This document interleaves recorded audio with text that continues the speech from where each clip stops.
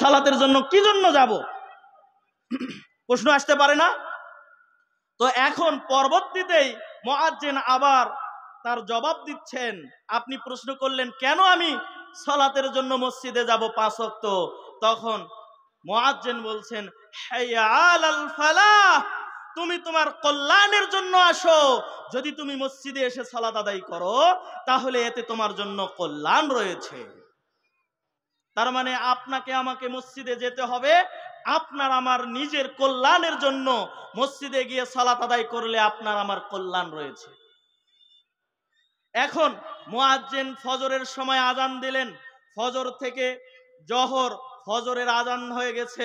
এরপরে জোহর, আসর, মাগরিব, এশা, এই 5 ওয়াক্ত সালাত আপনাকে আমাকে দিনে রাতে আদায় করতে হবে। আপনি যখন ফজরের সালাত আদায় করলেন, ফজরের সালাত আদায় করতে আপনাকে সময় লাগছে আধা ঘন্টা থেকে 45 মিনিট। এরপরে জোহরের সালাত আপনাকে আধা ঘন্টা, আসর সালাত 20 মিনিট, মাগরিবের সালাত 25 মিনিট, ইশার সালাত আধা ঘন্টা। দেখা যাচ্ছে আপনি 1.5 থেকে 2 ঘন্টা সালাতের জন্য আপনাকে ব্যয় করতে হয়। দিনে রাতে কত ঘন্টা? দিনে রাতে কত ঘন্টা? 24 ঘন্টা। এর মধ্যে গেল হচ্ছে 2 ঘন্টা সালাতের মধ্যে, 2 ঘন্টা সালাতের মধ্যে গেল। তার মানে আপনি ফজরের সালাত আদায় করলেন, আল্লাহর উপাসনা করলেন, জোহরের সালাত আদায় করলেন, আল্লাহর উপাসনা করলেন, আসরের সালাত আদায় করলেন, আল্লাহর উপাসনা করলেন, মাগরিবের সালাত আদায় করলেন, আল্লাহর উপাসনা করলেন, এশার সালাত আদায় করলেন, আপনি আল্লাহর উপাসনা করলেন। এতটুকুই বলে ব্যাখ্যা শেষ করছি। আরো আছে, এতটুকু একটু মেধাতে রাখার চেষ্টা করেন, ব্রেনতে রাখার চেষ্টা করেন যে উপাসনা কি জিনিস আমি বসালাম। ফজরের সালাত, জোহরের সালাত, আসরের সালাত, মাগরিব, এশার সালাত, আপনি 5 ওয়াক্ত সালাত আদায় করলেন। তার মানে আপনি আল্লাহ সুবহানাহু ওয়া তাআলার উপাসনা করলেন। এখন আসি দাসত্ব কি জিনিস। দাসত্বটা একটু বোঝাই। যদি দাসত্বটা বুঝতে পারি তাহলে বুঝতে পারবো মূল বিষয়। ফজরের সালাত আদায় করলেন, ফজরের সালাত আদায় করলেন আপনার আধা ঘন্টা থেকে 45 মিনিটের মধ্যে আপনার ফজরের সালাত শেষ। এরপরে আপনার জোহরের সালাতের আগে আর কোনো সালাত আছে কি? এই সময়ে ফজরের সালাতের পরে সূর্য ওঠা থেকে শুরু করে সূর্য পশ্চিম আকাশে ঢেলে পড়া পর্যন্ত আপনার আর কোনো সালাত নেই। জোহা, চাষত, ইশরাক, আওয়াবিন এগুলো ভিন্ন বিষয়, এগুলো নফল বিষয়, এগুলো পরের বিষয়। এখন আসেন, এই সময়ে আপনি ফজরের সালাতের পরে আপনার জোহরের সালাতের আগে কোনো সময় সালাত আর নেই। জোহরের সালাত আদায় করার পরে আসরের সালাতের মধ্যবর্তী সময় জোহর সালাত শেষ করে প্রায় 1.5 থেকে 2 ঘন্টা, 2 থেকে 2.5-3 ঘন্টা সময় রয়েছে আসরের সালাত আদায় করতে। আপনার এই আসরের সালাত আদায় করবেন 2 ঘন্টা পরে। এরপরে আসরের সালাত আদায় করার পরে 2 থেকে 2.5 ঘন্টা অথবা 1.5 ঘন্টা পরে আপনাকে মাগরিবের সালাত আদায় করতে হবে। মাগরিবের সালাত আদায় করার 1 ঘন্টা পরে আপনার এশার ওয়াক্ত শুরু হয়ে যায়। এরপরে এশার সালাতের পরে সারা রাত আপনার ফজর উদিত হওয়া পর্যন্ত, ফজর আসা পর্যন্ত আর কোনো সালাত নেই। এই সময়ে সময় পেয়েছেন আপনি কত ঘন্টা? কত ঘন্টা সময় পেয়েছেন? 2 ঘন্টা বাদ দিলে 22 ঘন্টা। আপনার ফজরের সালাতের পরে জোহরের সালাতের আগে কোনো সালাত নেই। এখন এই সময়টার মধ্যে রয়েছে আপনার আমার দাসত্ব। দাসত্ব কি জিনিস? আল্লাহ সুবহানাহু ওয়া তাআলা বলেছেন, ওয়াস-সারিকু ওয়াস-সারিকাতু ফাকতাউ আইদিয়াহুমা বিমা কাসাবা কানা লামিনাল্লাহ। চাই চোর হোক আর চুন্নি হোক, তার হাত কেটে দিতে হবে। চোর হোক আর চুন্নি হোক, চোর হোক আর চুন্নি হোক, চোরের হাত কেটে দিতে হবে, চুন্নিরও হাত কেটে দিতে হবে। আজ-জানিয়াতু আজ-জানি, জিনাকারিনী হোক আর জিনাকারী হোক, যদি সে বিবাহিত হয় তাহলে তাকে কোমর পর্যন্ত গেড়ে রজম করে মেরে ফেলতে হবে, ইসলামের বিধান। আর যদি সে অবিবাহিত হয় তো কিল ঘুষি চড় থাপ্পড় মেরে 1 বছরের জন্য নিজ এলাকা নিজ দেশ থেকে বের করে দিতে হবে 1 বছরের জন্য। এটা হচ্ছে বিধান। ইয়া আইয়ুহাল্লাযীনা আমানু ইন্নামাল খামরু ওয়াল মাইসিরু ওয়াল আনসাব ওয়াল আজলাম রিজসুম মিন আমালিশ শাইতান। আল্লাহ সুবহানাহু ওয়া তাআলা বলছেন, হে ঈমানদারগণ, মদ, জুয়া, ভাগ্য নির্ধারণী লটারি, প্রতিমা, এগুলো হচ্ছে শয়তানের চিহ্ন, শয়তানের পদাঙ্ক, শয়তানের রাস্তা। ফাস্তানিবুহু, তোমরা এগুলো থেকে দূরে থাকো। এগুলো থেকে দূরে থাকতে বলছে না? সুদ খেতে নিষেধ করে নাই, ঘুষ খেতে নিষেধ করেনি, সুদ দিতে নিষেধ করেনি, ঘুষ দিতে নিষেধ করেনি, করেছে। আচ্ছা বলেন তো, ফজরের সালাতের পরে জোহর সালাত আসা পর্যন্ত এই সময়ের যে 4 থেকে 5 ঘন্টা 6 ঘন্টা যে সময় পাবো, এই সময়ের মধ্যে আপনি আমি চুরি করতে পারবো কি পারবো না? সুদ খেতে পারবো কি পারবো না? ঘুষ খেতে পারবো কি পারবো না? মদ খেতে পারবো কি পারবো না? জিনা করতে পারবো কি পারবো না? পরের জমি নিজের নামে করে নিতে পারবো কি না পারবো? মানুষকে অকথ্য ভাষায় গালি দিতে পারবো কি পারবো না? মানুষের সঙ্গে রক্তপাত করতে পারবো কি না? পারবো কি পারবো না? এই সময়ের মধ্যে আপনি আমি সবকিছুই করতে পারবো। এই সময়ের মধ্যে জিনা করতে পারবো, এই সময়ের মধ্যে ব্যভিচার করতে পারবো, এই সময়ের মধ্যে গুল খেতে পারবো, এই সময়ের মধ্যে বিড়ি খেতে পারবো, এই সময়ের মধ্যে সিগারেট খেতে পারবো, এই সময়ের মধ্যে নারীকে নিয়ে আমোদ ফুর্তি করতে পারবো অবৈধভাবে। এই সময়ের মধ্যে দুনিয়ার সবচেয়ে জঘন্যতম মূলক কাজগুলো আপনার আমার দ্বারা হতে পারবে। এগুলো হওয়া সম্ভব, কিন্তু আল্লাহর বিধান হচ্ছে এগুলো থেকে নিষেধ করেছেন। নিষেধগুলো থেকে আপনাকে দূরে থাকতে হবে। নিষেধগুলো থেকে দূরে থাকার নাম হচ্ছে আপনার দাসত্ব। যখন উপাসনা আর দাসত্ব দুইটা বিষয় একত্র হবে, উপাসনা আর দাসত্ব দুইটা বিষয় যখন আপনি একত্র করবেন, তখন আল্লাহর উদ্দেশ্য, ওমা খলাকতুল জিন্না ওয়াল ইনসা ইল্লা লিয়াবুদুন, আমি মানুষ এবং জিন জাতিকে সৃষ্টি করেছি একমাত্র আমার ইবাদত করার জন্য। তখন আল্লাহ সুবহানাহু ওয়া তাআলার এই উদ্দেশ্য বাস্তবায়িত হবে। সম্মানিত মুসলিম দিনী ভাই ও ভগ্নীগণ, এটা এমন একটা জায়গা, এখানে মুসলিম সমাজ আজকে হারামের সঙ্গে জর্জরিত, ঠিক কিনা? হারামের সঙ্গে জর্জরিত কিনা? এই মাঠে সম্ভবত এই মাঠে বাংলাদেশের বক্তা সঠিক কথা বলার কারণে এই মাঠে হয়তোবা মার খেয়েছে, লাঞ্ছিত হয়েছে। সেই বিষয়টাই আজকেও আমি আপনাকে জানিয়ে দিতে চাচ্ছি। আজকে আমি আপনার সামনে সে বিষয়টি বলে দিতে চাচ্ছি। আজকের পরে আমি বক্তব্য দিতে পারবো কিনা জানি না। আপনাকে ইবাদত করতে হবে খালেস নিয়তে, সহি শুদ্ধভাবে এবং বৈধ খাদ্য গ্রহণ করে। না খেলে কি হবে? আল্লাহ সুবহানাহু ওয়া তাআলা, রাসূল সাল্লাল্লাহু আলাইহি ওয়াসাল্লাম বলেন, নবী হুরায়রা রাদিয়াল্লাহু তাআলা আনহু قال قال رسول الله صلى الله عليه وسلم لا يدخل الجنة جسد غذي بالحرام। আবু হুরায়রা রাদিয়াল্লাহু তাআলা আনহু থেকে বর্ণিত, তিনি বলেন রাসূল সাল্লাল্লাহু আলাইহি ওয়াসাল্লাম বলেছেন, লা ইয়াদখুলুল জান্নাতা জাসাদুন গুদিয়া বিল হারাম, ওই দেহটা জান্নাতে যাবে না যেই দেহটা হারাম খাদ্য দ্বারা গঠিত।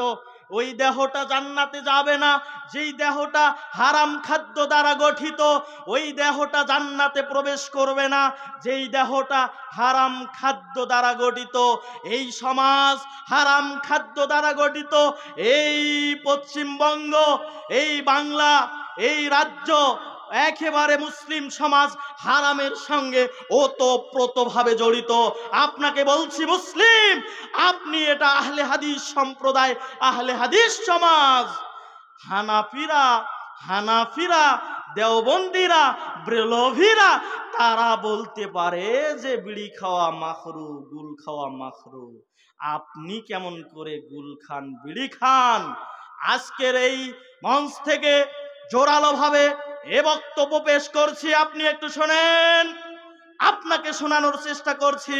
এই যে বিড়ি রয়েছে, এই মুসলিম সমাজ বুড়ির সঙ্গে ওতপ্রোতভাবে জড়িত। ও মা বোন, আজকে এখানে যত মা বোন আছেন আপনাদেরকে লক্ষ্য করে বলছি, আপনারা এই বিড়ি বানানো থেকে দূরে থাকুন। এই মুসলিম সমাজ বিড়ি বানানো থেকে দূরে থাকতে হবে। যত ইবাদত করেন আর এই বিড়ি বানেন, এই টাকা দিয়ে ভক্ষণ করেন, আপনার কোনো ইবাদত কবুল হবে না, হবে না, হবে না, আল্লাহর কসম হবে না। এটা হারাম, এটা মদ, এটা মদ, এটা মদ। হাদিস নম্বর 2003 সহিহ মুসলিম। عن عبد الله بن عمر ابن الخطاب رضي الله تعالى عنهما قال قال رسول الله صلى الله عليه وسلم كل مسكر خمر وكل مسكر حرام ما أسكر كثيره فقليله حرام। আল্লাহ রাসূল সাল্লাল্লাহু আলাইহি সাল্লাম বলেন, আব্দুল্লাহ ইবনে ওমর ইবনুল খাত্তাব রাদিয়াল্লাহু তাআলা আনহুমা বর্ণনা করেন, তিনি বলেন রাসূল সাল্লাল্লাহু আলাইহি ওয়াসাল্লাম বলেছেন, কুল্লু মুসকিরিন খামরুন, প্রত্যেকটা নেশাদার দ্রব্যই হচ্ছে মদ। অকুল্লু মুসকিরিন হারামুন, আর প্রত্যেকটা নেশাদার দ্রব্যই হচ্ছে হারাম। মা আককারা কাসিরুহু ফাকালিলুহু হারাম, যার বেশির পরিমাণ ভক্ষণ করলে নেশার সৃষ্টি হয়, তার কম পরিমাণ ভক্ষণ করাও হারাম। বিড়ি একটা খাইলে নেশার সৃষ্টি হয় না, ওকে 200 গ্রাম একটু ভরাই দেন তো পেটে, 200 গ্রাম ভরাই দেন, যে নেশার সৃষ্টি হয় কিনা। আপনাকে বলছি, এই আহলে হাদিস সমাজ, জমিয়তে আহলে হাদিস যতদিন এই বিড়ির এই হারাম থেকে বের হয়ে আসতে না পারবে, ততদিন অমুসলিমরা আপনাকে মারবে, আমাকে মারবে, মারবে। কারণ মার খাওয়ার জন্য আপনি প্রস্তুত হয়ে আছেন, কারণ আপনি হারাম খাচ্ছেন। আর ইহুদি খ্রিস্টানরা জানে যে হারাম যদি কেউ খায় তাহলে তার ইবাদত আল্লাহ গ্রহণ করবে না। ওরা সেইভাবেই দুনিয়ায় পরিচালনা করছে মানুষকে। আপনি মনে করছেন যে এই বিড়ির যদি ব্যবসা আমি না করি তাহলে আমার তো রুজি রুটি বন্ধ হয়ে যাবে, তার মানে আপনি ওই বিড়িকেই রুজি রুটির মাধ্যম হিসেবে গ্রহণ করছেন, আল্লাহকে রিজিক দাতা মনে করেন না।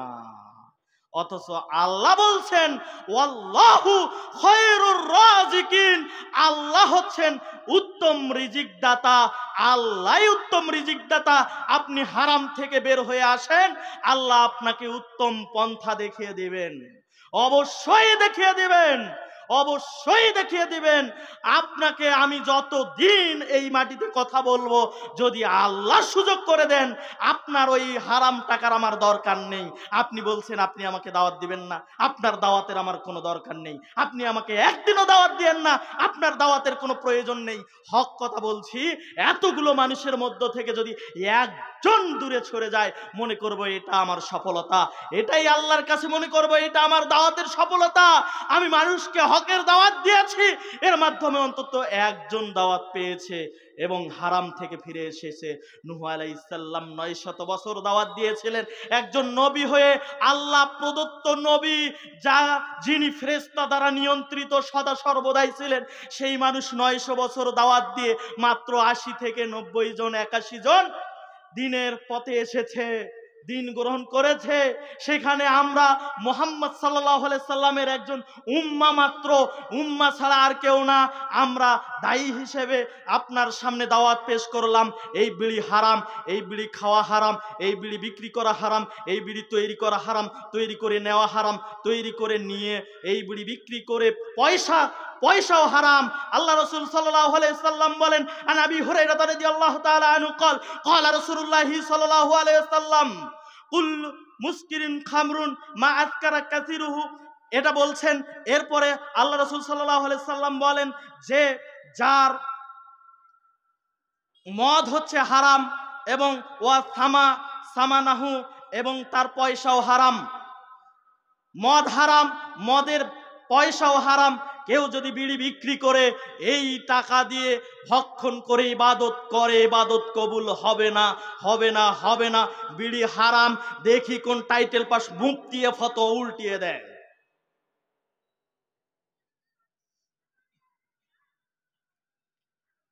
এই ভারতের জমিনে অনেক হক্কানি বড় আলেম রয়েছে, শুধুমাত্র আপনাদের ভয়ে কথা মুখ খুলে বলে না। কেন বলে না আপনি তাকে দাওয়াত দিবেন না? অথবা আপনি তাকে অ্যাটাক করছেন, এজন্যই বক্তব্য দেয় না। এই ভারতের জমিনে অসংখ্য বড় বড় আলেম ওলামার জন্ম হয়েছে, বর্তমানে অনেক বড় বড় আলেম রয়েছে। তার মধ্যে একজন হচ্ছে শেখ মতিউর রহমান হাফিজাহুল্লাহ তাআলা মাদানী। তেনার বক্তব্য শুনবেন, তিনি অত্যন্ত চমকপ্রদ ভাবে আস্তে আস্তে কথা বলে মানুষের সামনে দাওয়াত পৌঁছিয়ে দেয়। আপনাকে বলছি, আপনি কখনো এই বক্তব্য দিয়েন না যে মুসলমানরা মার খাচ্ছে। আপনাকে আগে হারাম থেকে ফিরে আসতে হবে। যদি আপনি হারাম থেকে ফিরে আসতে পারেন, সমস্ত মুসলিম জাতি ঐক্যবদ্ধ হতে পারেন, তবেই আপনি মুসলিম আর মার খাবেন না, সারা দুনিয়া শাসন করবেন। ওমর রাদিয়াল্লাহু তাআলা আনহু একাই পৃথিবীর অর্ধাংশ শাসন করেছিল। এই ভারতবর্ষ মুসলিমরা 600 থেকে 700 বছর শাসন করেছে। এই ভারতবর্ষে যেখানে আমি দাঁড়িয়ে কথা বলছি, এই ভারতবর্ষ 600 থেকে 700 বছর মুসলিমরা শাসন করেছে। যখন মুসলিমরা ঐক্যবদ্ধ ছিল, যখন এই মুসলিমরা হারামের সঙ্গে সম্পৃক্ত হয়ে গেছে, যখন দলে দলে বিভক্ত হয়ে গেছে, তখন তাদের শক্তি কমে গেছে আর অন্যরা আপনাদেরকে শাসন করতে শুরু করেছে। বদর যুদ্ধে আল্লাহ রাসূল সাল্লাল্লাহু আলাইহি সাল্লাম 313 জন সাহাবীকে নিয়ে 1000 জনের বিরুদ্ধে বিজয় অর্জন করেছিল। আজকের দিনে 150 কোটির বেশি পৃথিবীতে মুসলিম, তারপরে এই মুসলিমরা মার খাচ্ছে। কারণ কি? এই মুসলিম সুদের সঙ্গে জড়িত, এই মুসলিম ঘুষের সঙ্গে জড়িত, এই মুসলিম হারামের সঙ্গে জড়িত, এই মুসলিম মদের সঙ্গে জড়িত, আবার ফতোয়া দিচ্ছে বিড়ি খাওয়া মাকরুহ, হারামখোর। মারবে না আপনার, কাকে মারবে? আপনি ইবাদতের কি বুঝলেন? আপনার সালাত আদায় করে কি লাভ রয়েছে? বিড়ির টাকা দিয়ে সালাত আদায় করবেন, আপনার সালাত হবে না। বিড়ির টাকা দিয়ে হজ করে আসবেন, আপনার হজ ওখানেই থাকবে, মাথার উপরে 1 বিগত যাবে না। দেখি কোন টাইটেল পাস মুফতিয়ে ফতো উল্টিয়ে দেয়। মা বোনদেরকে লক্ষ্য করে বলছি, আবার মা বোনরা দেখছি এই আনাসে কানাসে যত জায়গা ঘুরলাম, সব জায়গায় বাহিরে পেটে পিঠে কোনো কাপড় নাই, অথচ মুসলিম। হিন্দু না মুসলিম বুঝাই মুশকিল। তো আপনাকে মারবে না কাক মারবে? আপনাকে মারবে না তো কাক মারবে? মনে করেন না যে আমি ওদের পক্ষ নিয়ে কথা বলছি, মনে হচ্ছে হ্যাঁ অন্যদের পক্ষ নিয়ে কথা বলছি। মুসলমান মার খাচ্ছে মুসলমানের ভুলের কারণে। আজকে মুসলিম পরিচয় দিচ্ছে, অথচ 5 ওয়াক্ত সালাত আদায় করছে না। 5 ওয়াক্ত সালাত আদায় করে মুসলিম, 5 ওয়াক্ত সালাত আদায় করে না। যারা 5 ওয়াক্ত সালাত আদায় করে না, শুধুমাত্র জুমার সালাত আদায় করে, এরা কারা? এবার আসি, তাই না? এরা কারা? এতক্ষণ তো ওদেরকে মনে করলেন যে সাইজ করছে বিড়িওয়ালাকে। এবার আপনাকে দেখি কি অবস্থা আপনার। সালাত কত গুরুত্বপূর্ণ একটা ইবাদত। আমার বক্তব্যের বিষয় কি? সালাত। বক্তব্যের বিষয় হচ্ছে সালাত। এখন শোনেন, এই যে সালাত কত গুরুত্বপূর্ণ ইবাদত, এ ব্যাপারে রাসূল সাল্লাল্লাহু আলাইহি সাল্লাম বলেন, আন উমর ইবনুল খাত্তাব রাদিয়াল্লাহু তাআলা আনহু قال বাইনামা নাহনু ইনদা রাসূলুল্লাহ সাল্লাল্লাহু আলাইহি ওয়াসাল্লাম জাতা ইয়াউমিন ইসতালা আলাইনা রাজুলুন শাদীদুল বায়াদি থিয়াব ওয়া শাদীদু সাওয়াদি শার লা ইউরা আলাইহি আসারুস সাফার ওয়া লা ইয়ারিফুহু মিন্না আহাদুন হাত্তা জালাসা নবী সাল্লাল্লাহু আলাইহি ওয়াসাল্লাম রুকবাতাইহি ইলা রুকবাতাইহি ওয়া ওয়াদাআহা কাফাইহি আলা ফাকিদাইহি ওয়া ক্বালা ইয়া মুহাম্মদ আখবিরনি আনিল ইসলাম। قال رسول الله صلى الله عليه وسلم الإسلام أن تشهد أن لا إله إلا الله وأن محمد رسول الله وتقيم الصلاة وتؤتي الزكاة وتصوم رمضان وتحج البيت من استطاع إليه السبيل قال صدقت فعجبنا له يسأله ويصدقه। একটা বিশাল হাদিসের ক্রিয়াদংশ। ওমর ইবনুল খাত্তাব রাদিয়াল্লাহু তাআলা আনহু বর্ণনা করেন, বাইনামা নাহনু ইনদা রাসূলুল্লাহি সাল্লাল্লাহু আলাইহি ওয়াসাল্লাম, একদা আমরা রাসূল সাল্লাল্লাহু আলাইহি ওয়াসাল্লামের সঙ্গে বসা ছিলাম এক জায়গায়।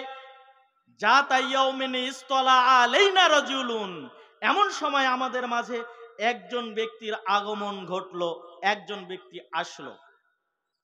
শাদীদুল বায়াদিস সিয়াব ওয়া শাদীদুস সাআদিস শার, যার পরনের পোশাকটা ছিল সাদা ধবধবে এবং যার মাথার চুলগুলো ছিল কালো কুচকুচা। লা ইউরা আলাইহি আসারুস সাফার, এবং তার শরীরের মধ্যে সফর করার কোনো চিহ্ন ছিল না। ওয়ালা ইয়ারিফুহু মিন্না আহাদুন, এবং আমাদের মধ্য থেকে সেই ব্যক্তিকে কেউ চিনি না, কেউ চিনি না, কেউ চিনি না। হাত্তা জালাসান নবী সাল্লাল্লাহু আলাইহি ওয়াসাল্লাম রুকবাতাইহি ইলা রুকবাতাইহি ওয়া দাআহা কাফাইহি আলা ফাকিজাইহি। মুরব্বি উঠছে কেন?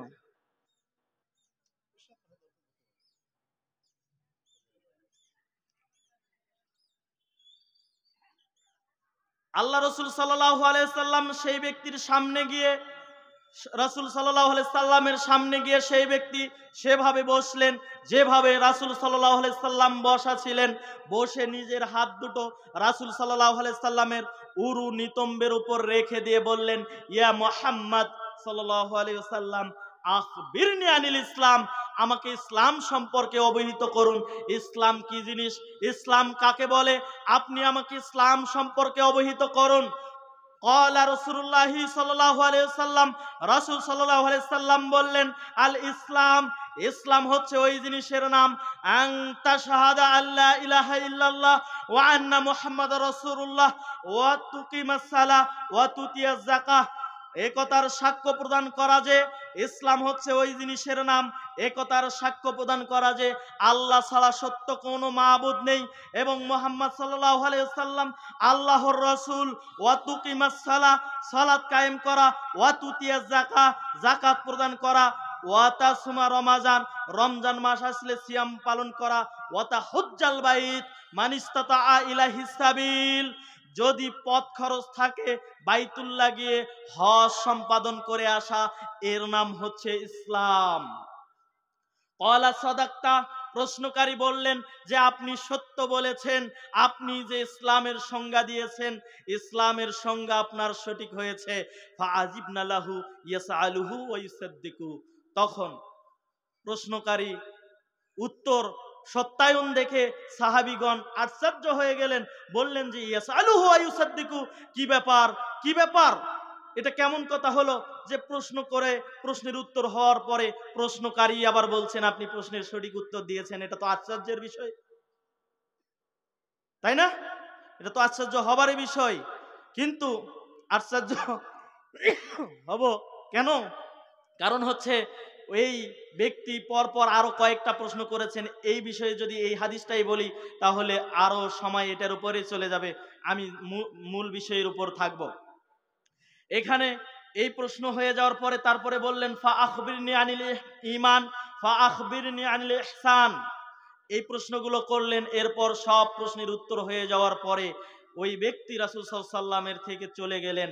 যখন দূরে একটু চলে গেলেন তখন রাসূল সাল্লাল্লাহু আলাইহি সাল্লাম সাহাবীগণকে জিজ্ঞাসা করলেন, তোমরা কি জানো এই ব্যক্তিকে যে এখানে এসেছিল, ওই যে চলে যাচ্ছে?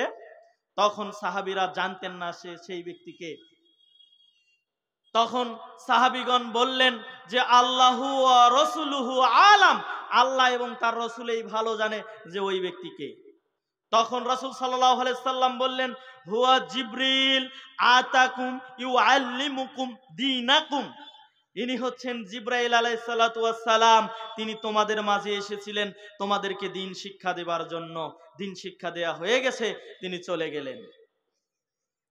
তার মানে জিবরাইল আলাইহিস সালাম আল্লাহর পক্ষ থেকে এসেছিলেন এই প্রশ্নগুলো নিয়ে, উত্তরগুলো নিয়ে।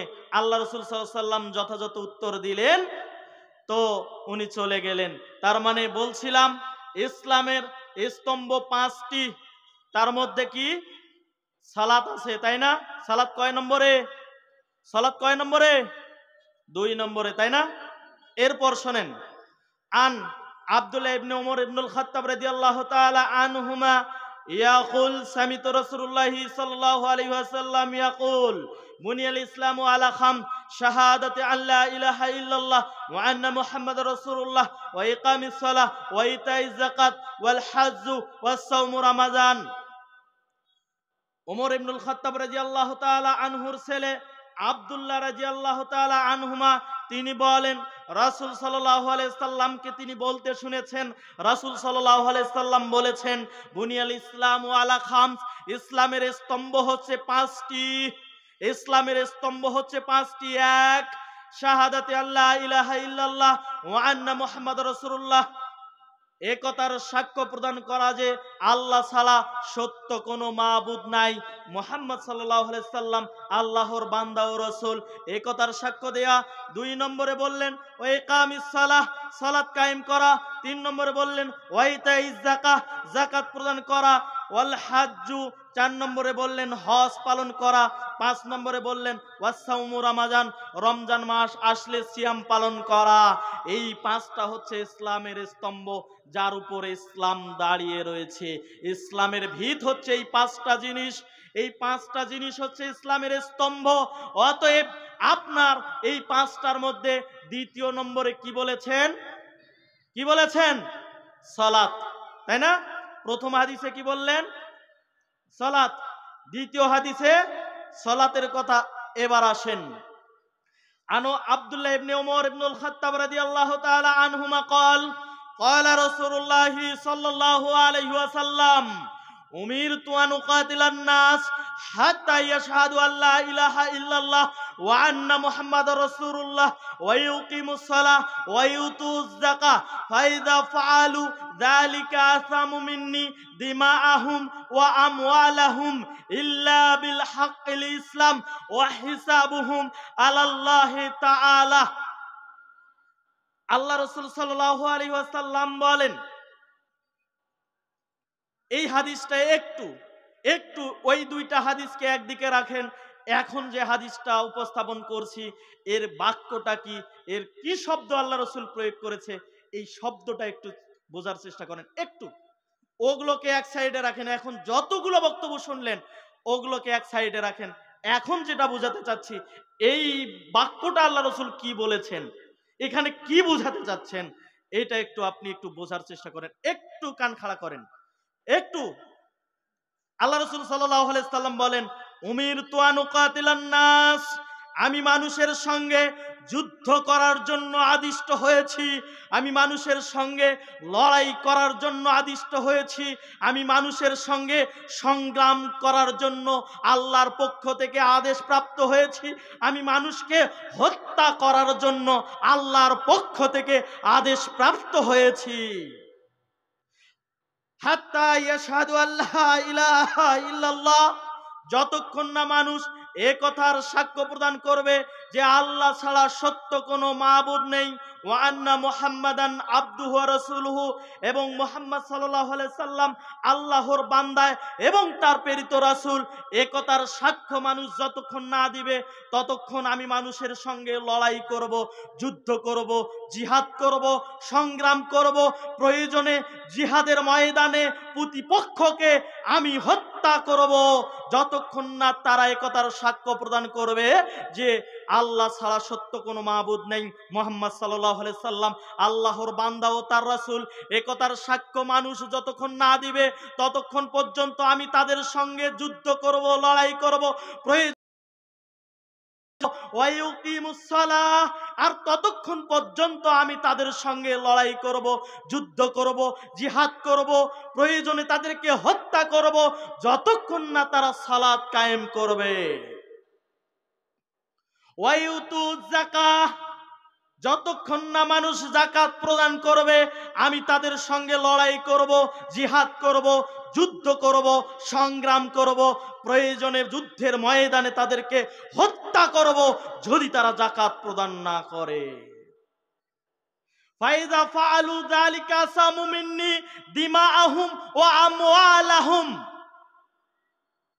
এরা যদি এই তিনটি কাজ সম্পাদন করে তাহলে তারা যে সম্পদ দুনিয়ায় অর্জন করেছে, তাদেরকে যে জীবনটা আমি দিয়েছি আল্লাহ সুবহানাহু ওয়া তাআলার এই দেয়া জীবনটা সে নিরাপদ করে নিল এবং তার সম্পদগুলোকে সে নিরাপদ করে নিল।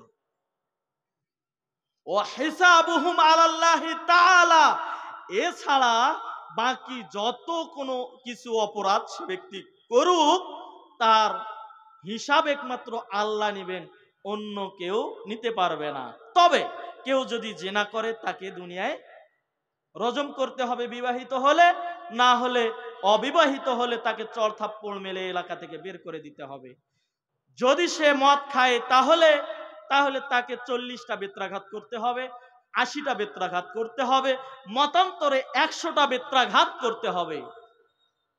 এটা হচ্ছে ইসলামের বিধান। এই কাজগুলো যদি সে করে তাহলে তাকে এই শাস্তিগুলো দুনিয়াতে পেতে হবে, তাকে দিতে হবে। এটা ইসলামের বিধান। এটা কে করবে? রাষ্ট্রীয় ক্ষমতায় যিনি আমির থাকবেন, আমিরুল মুমিনিন, মুসলিম জাতির যিনি আমির থাকবেন, যিনি বায়াত নেয়ার যোগ্যতা রাখবেন, যিনি ফতোয়া দিবেন যে আমার হাতে কেউ বায়াত করবে, আর যারা আমার হাতে বায়াত করবে না তারা সকলে কাফের, এই ফতোয়া যিনি দিতে পারবে এবং যিনি আমির হবেন সেই আমির ফতোয়া দিবে আমি ছাড়া অন্য কারো হাতে যে বায়াত নেবে দ্বিতীয় বায়াতকারীকেও হত্যা করতে হবে। এই ফতোয়া যে দিতে পারবে সেই ব্যক্তি ওই হদগুলো জারি করতে পারবে আর এই কাজগুলো করতে পারবে, তাছাড়া অন্য কারো এগুলো করার অধিকার নেই, ইসলাম তাকে দেয়নি। কিন্তু দুঃখের বিষয়, পরিতাপের বিষয় হচ্ছে যে মানুষ দিন কায়েমের নামে এই জিনিসগুলো প্রতিষ্ঠা করার জন্য দিন কায়েমের নামে মিথ্যা তৎপরতা চালিয়ে যাচ্ছে জামাত ইসলামের নামে। ভোটের মাধ্যমে করছে কি করছে না, কিন্তু এটাও যে ইসলামের মুসলিম জাতি মার খাওয়ার একটা মাধ্যম, এটাও মুসলমানের একটা অপরাধ যে তারা গণতন্ত্রের মাধ্যমে দিন ইসলাম কায়েম করতে চাচ্ছে। কেন? আসলে গণতন্ত্রটা কি? গণতন্ত্রটা হচ্ছে একটা মানুষ পরিচালনা করার সংবিধান, যেখানে আইন প্রণয়ন করা হবে, আইন থাকবে, সেই আইনের ভিত্তিতে মানুষ চলবে। এইটা মানুষ প্রণয়ন করেছে, আব্রাহাম লিঙ্কন তৈরি করেছে। Of the people, by the people, for the people. আইন জনগণের জন্য, জনগণ আইন তৈরি করবে জনগণকে পরিচালনা করার জন্য। কিন্তু আল্লাহ মানুষের স্রষ্টা, তিনি মানুষ সৃষ্টি করেছেন, মানুষ কিভাবে চলবে আল্লাহ গাইড দিয়েছেন কোরআনুল কারীম। এই গাইড শিক্ষক হিসেবে মুহাম্মদ সাল্লাল্লাহু আলাইহি সাল্লামকে দিয়েছেন। তার মানে হাদিস, কোরআন এবং হাদিস মেনে আপনাকে আমাকে চলতে হবে। কিন্তু এই সংবিধান পরিত্যাগ করে এই ইসলামের বিধান যখন পছন্দ হয়নি, যখন বলছে যে জেনাকারকে হত্যা করতে হবে, এটা পছন্দ হয়নি, তারা আইন তৈরি করেছে তাকে জেল দিতে হবে 5 বছর। চোর চুরি করলে হাত কেটে দিতে হবে, পছন্দ হয়নি, ওকে 6 মাস জেল দিতে হবে। এটা গণতন্ত্র আইন করেছে এবং কোরআনের আইনকে ঠেকিয়ে রাখার জন্যই গণতন্ত্রের উদ্ভাবন হয়েছে। হ্যাঁ, আর সেই গণতন্ত্রের মাধ্যমে এই কোরআনের আইন কায়েম করতে চায়। এর চেয়ে বেকুব, নাদান, অশিক্ষিত, মূর্খ, জাহেল আর কেউ হতে পারে? যেই কোরআনের বিধানকে মানবে না বলেই গণতন্ত্রের সৃষ্টি করা হয়েছে, আবার সেই গণতন্ত্রের মাধ্যমে মানুষ দিন কায়েম করতে চাচ্ছে। এটা একটা প্রতারণা নয়? ইসলামের নামে ভণ্ডামি নয়? আর দেখবেন যেই দেশগুলোতে মুসলিমের সংখ্যা বেশি সেই দেশগুলোতে এই জামাত ইসলাম, তাই না? যদি দিন কায়েম করতে হয় শুধু যে দেশগুলোতে মুসলিমের সংখ্যা বেশি সেই দেশগুলোতে কি দিন কায়েম করতে বলছে আল্লাহ? ভারতবর্ষে নাই কেন? কারণ এখানে দেখছে যে সংখ্যাগরিষ্ঠ অমুসলিম, আমাদেরকে ভোট দিবে না, এখানে হবে না। ওরা বুঝতে পেরেছে। কথা বোঝেন নাই? এটাও মুসলিম মার খাওয়ার পিছনে একটা কারণ। ইবাদত থেকে মুসলিম জাতি দূরে সরে গেছে। মুসলমান আজকে শুধুমাত্র জুমার সালাত আদায় করে। বলছিলাম 5 ওয়াক্ত সালাতের যে ব্যক্তি, আল্লাহ রাসূল সাল্লাল্লাহু আলাইহি ওয়াসাল্লাম বলছেন আমি মানুষের সঙ্গে যুদ্ধ করার জন্য আদিষ্ট হয়েছি যতক্ষণ না মানুষ 5 ওয়াক্ত সালাত আদায় করবে। তার মানে যে ব্যক্তি 5 ওয়াক্ত সালাত আদায় করবে না তাকে তার মাল বাজেয়াপ্ত করতে হবে। যে 5 ওয়াক্ত সালাত আদায় করবে না তার মাল বাজেয়াপ্ত করতে হবে। 2, প্রয়োজনে তাকে হত্যা করতে হবে। শুধুমাত্র জুমার দিনে সালাত আদায় করেন, 5 ওয়াক্ত সালাত আদায় করেন না, আপনি টাটকা খাঁটি নির্ভেজাল কাফের। দেখি কোন টাইটেল পাস মুফতি ফতোয়া উল্টিয়ে দেয়। শুধুমাত্র জুমার সালাত, 2 ঈদের সালাত, রমজান মাস আসলে সিয়াম পালন করেন, সালাত আদায় করেন, আপনাকে বলছি আপনি মুসলিম নন, আপনি কাফের। কোন টাইটেল পাস মুফতি ফতোয়া উল্টিয়ে দেয়। আমি এখানে যতক্ষণ আছি, ইন্ডিয়াতে যতক্ষণ আছি, দেখি কে ফতোয়া উল্টিয়ে দিতে পারে। যদি তাই হয় তো আপনি বলেন যে ইমাম যারা আছে ইমামরা শুধু জুমার সালাত আদায় করবে, 5 ওয়াক্ত সালাত আদায় ওদেরও দরকার নেই। যদি আপনার 5 ওয়াক্ত সালাত আদায় না করে মুসলমানিত্ব ঠিক থাকে, শুধু ইমামরা কেন কষ্ট করবে 5 ওয়াক্ত? হ্যাঁ, শুধু ইমামরা কেন কষ্ট করবে 5 ওয়াক্ত সালাত? ইমামদের ব্যাপারেও বলে দেন, ফতোয়া আপনি দিয়ে দেন যে আপনি ইমাম, আপনার 5 ওয়াক্ত সালাতের কোনো দরকার নেই, শুধু জুমার দিন জুমার সালাত আদায় করবেন, আপনার ভরণ পোষণের সব দায়িত্ব নিয়ে নিলাম, খাবেন থাকবেন আর শুধু জুমার সালাত আদায় করবেন। ফতোয়া দেন। আপনি কাফের, তার দলিল এখন নেন। দেওবন্দ ছাপা সহিহ মুসলিম পৃষ্ঠা নম্বর 61, প্রথম খণ্ড। আন জাবির ইবনে আব্দুল্লাহ রাদিয়াল্লাহু তাআলা আনহু قال قال رسول الله صلى الله عليه وسلم بين العبد وبين الشرك والكفر الا ترك الصلاة। জাবির ইবনে আব্দুল্লাহ রাদিয়াল্লাহু তাআলা আনহু থেকে বর্ণিত, তিনি বলেন রাসূল সাল্লাল্লাহু আলাইহি ওয়াসাল্লাম বলেছেন, রাসূল সাল্লাল্লাহু আলাইহি ওয়াসাল্লাম বলেছেন বাইনাল আবদে, বান্দা, বাইনাশ শিরকে ওয়াল কুফরে, শিরক এবং কুফরের মধ্যে পার্থক্য হচ্ছে ইল্লা তারকুস সালাহ, সালাত পরিত্যাগ করা। বাইনাল আবদে শিরকে ওয়াল কুফরে ইল্লা তারকুস সালাহ, যে ব্যক্তি, একজন বান্দা, আবদ শব্দ উল্লেখ করেছেন, আবদ ইবাদতকারী বান্দা, একজন ইবাদতকারী বান্দা মুশরিক এবং কাফেরের মধ্যে পার্থক্য হচ্ছে সালাত পরিত্যাগকারী। যে ব্যক্তি সালাত পরিত্যাগ করলো সে আর মুসলিম নয়। ওয়াফির রিওয়ায়াত আন ইয়াজিদুর রুকাসি রাদিয়াল্লাহু তাআলা আনহু قال قال النبي صلى الله عليه وسلم بين العبد الشرك والكفر الا ترك الصلاه فإنها من ترك الصلاة فقد أشرك। বান্দা শিরক এবং কুফরের মধ্যে পার্থক্য হচ্ছে সালাত পরিত্যাগ করা। যখন সেই ব্যক্তি সালাত পরিত্যাগ করলো সে ব্যক্তি মুশরিক হয়ে গেল, সে যেন শিরক করলো। 2, 3 عن أنس بن مالك رضي الله تعالى عنه قال قال رسول الله صلى الله عليه وسلم بين الإيمان من ترك الصلاة متعمدا فقد كفر جهارا। আনাস ইবনে মালিক রাদিয়াল্লাহু তাআলা আনহু থেকে বর্ণিত, তিনি বলেন রাসূল সাল্লাল্লাহু আলাইহি সাল্লাম বলেছেন, মান তারাকাস সালাতা মুতাআম্মিদান ফাকাদ কাফারা জিহারান, যে ব্যক্তি ইচ্ছাকৃতভাবে 1 ওয়াক্ত সালাত কাজা করলো সে যেন কাফের হয়ে গেল। মর্মে হাদিসটা জয়ীফ, এই হাদিসটা দুর্বল। এরপরে আরেকটা হাদিস শোনেন, আন জাবির রাদিয়াল্লাহু তাআলা আনহু قال قال رسول الله صلى الله عليه وسلم بين الإيمان الشرك والكفر إلا ترك الصلاة। জাবির রাদিয়াল্লাহু তাআলা আনহু থেকে বর্ণিত, তিনি বলেন রাসূল সাল্লাল্লাহু আলাইহি ওয়াসাল্লাম বলেছেন, বাইনাল ঈমানে শিরকে ওয়াল কুফরে ইল্লা তারকুস সালাহ। ঈমান, শিরক এবং কুফরের মধ্যে পার্থক্য হচ্ছে সালাত পরিত্যাগ করা।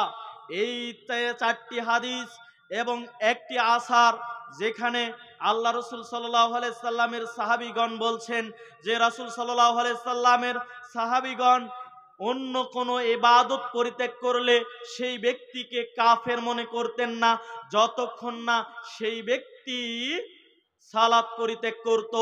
আর যখনই সেই ব্যক্তি সালাত পরিত্যাগ করত, আল্লাহর রাসূল সাল্লাল্লাহু আলাইহি সাল্লামের সাহাবীগণ সেই ব্যক্তিকে কাফের বলে সাব্যস্ত করতেন, কাফের বলে ঘোষণা দিতেন, কাফের বলতেন, তাদেরকে কাফের হিসেবে সাব্যস্ত করে দিতেন। এই প্রমাণ, এই হাদিসগুলোর ভিত্তিতে আল্লাহ রাসূল সাল্লাল্লাহু আলাইহি ওয়াসাল্লাম বলছেন যে সেই ব্যক্তি কাফের, সে ব্যক্তি মুসলিম নয়।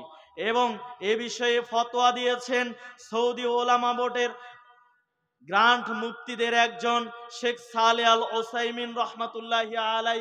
মাজমাউল ফতোয়া ওসাইমিনের মধ্যে সালাত তরককারীর হুকুম, এই বিধানে শেখ সালেহ আল ওসাইমিন রহমাতুল্লাহি আলাই বলেন, যে ব্যক্তি সালাত পরিত্যাগ করবে ইচ্ছাকৃতভাবে সে ব্যক্তি কাফের, সে ব্যক্তি আর মুসলিম থাকতে পারবে না।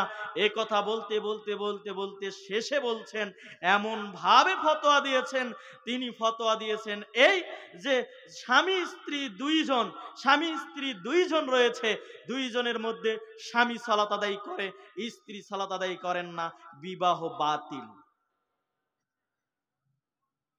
স্বামী সালাত আদায় করে, স্ত্রী সালাত আদায় করে না, বিবাহ বাতিল। স্ত্রী সালাত আদায় করে, স্বামী সালাত আদায় করে না, বিবাহ বাতিল। এটা ফতোয়া দিয়েছেন শেখ সালেহ আল ওসাইমিন রহমাতুল্লাহি আলাই। তাহলে আপনার আমার অবস্থান কি? তাহলে এখন বলেন যে আপনারা যারা শুধুমাত্র জুমার সালাত আদায় করেন, তো আপনারা কোন পর্যায়ে আছেন? আপনাদেরকে কি আমি আজকে কি দাওয়াত দিব বলেন? সালাত আদায় করতে বলবো 5 ওয়াক্ত? কোন দাওয়াত দিব আমাকে? আপনাকে কোন দাওয়াত দিব? 5 ওয়াক্ত সালাত আদায় করতে না কালেমা পড়তে? কোনটা? আপনার তো সালাতের দাওয়াত দেওয়া যাবে না। যে 5 ওয়াক্ত সালাত আদায় করে না, তার অটোমেটিক লা ইলাহা ইল্লাল্লাহ কেটে গেছে, ওকে কালেমা পড়তে হবে।